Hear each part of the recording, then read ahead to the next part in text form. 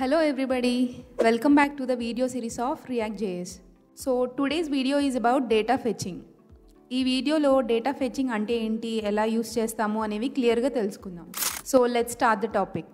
React.jsలో data fetching ఏంటి అంటే external source నుండి డేటాని తీసుకోవడం.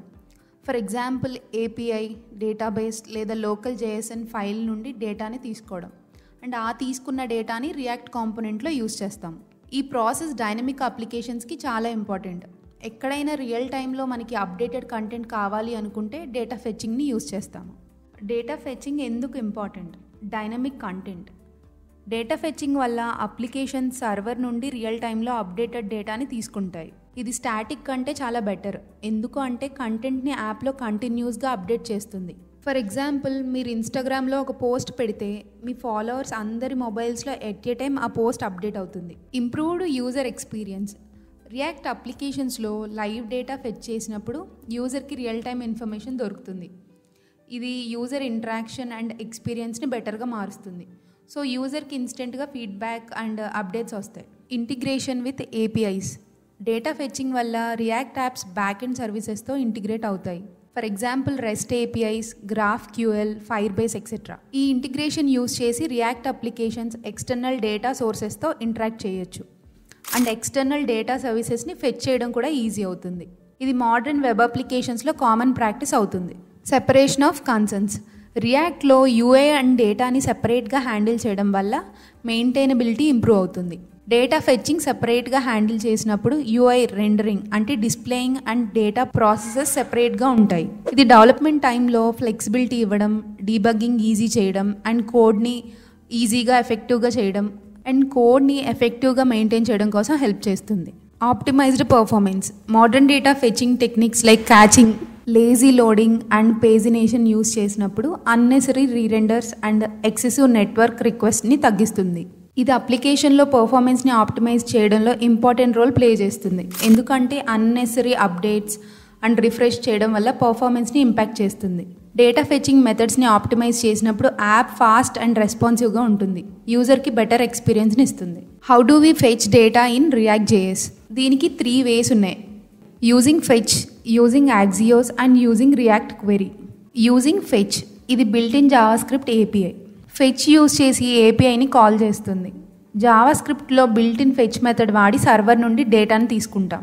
తీసుకున్న డేటాకి రెస్పాన్స్ ఇస్తుంది. రెస్పాన్స్ని JSON ఫార్మాట్లో కన్వర్ట్ చేస్తుంది.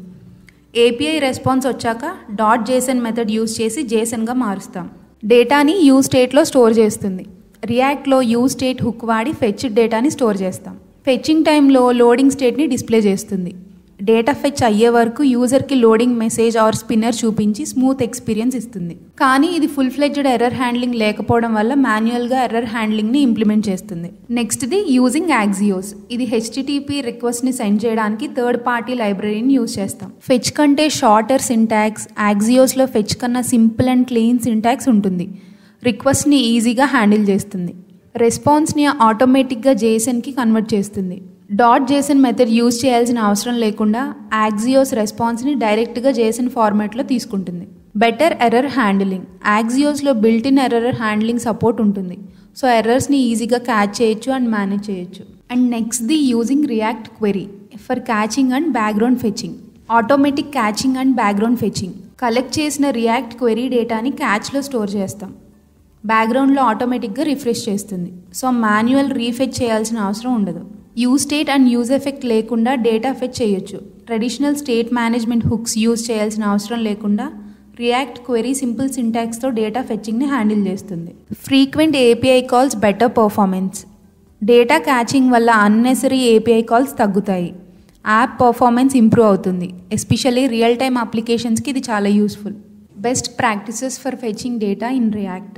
అన్నెసెసరీ ఏపీఐ కాల్స్ని తగ్గించడం కోసం యూజ్ ఎఫెక్ట్లో ప్రాపర్ డిపెండెన్సెస్ని సెట్ చేస్తాం. బెటర్ యూజర్ ఎక్స్పీరియన్స్ కోసం ఎర్రర్ స్టేట్స్ని అండ్ లోడింగ్ని హ్యాండిల్ చేస్తుంది. Cleaner syntax and better performance కోసం Axios అండ్ రియాక్ట్ క్వెరీని యూజ్ చేస్తాం. రియాక్ట్ క్వెరీ లేదా లోకల్ స్టేట్ని వాడడం వల్ల క్యాచింగ్తో పర్ఫార్మెన్స్ని ఆప్టిమైజ్ చేస్తుంది. సో కంక్లూజన్ ఏంటి అంటే రియాక్ట్ డైనమిక్ అప్లికేషన్స్ బిల్డ్ చేయడానికి డేటా ఫెచింగ్ అనేది చాలా ఇంపార్టెంట్. సో ఫెచింగ్లో ఏ టెక్నిక్ యూజ్ చేయాలి అనేది మీ ప్రాజెక్ట్ రిక్వైర్మెంట్ అండ్ కాంప్లెక్సిటీ మీద డిపెండ్ అవుతుంది. So this is all about data fetching in React.js. Hope you understand the video. Me doubts and feedback ని comments లో mention చేయండి. Please do like, share and subscribe. Thanks for watching.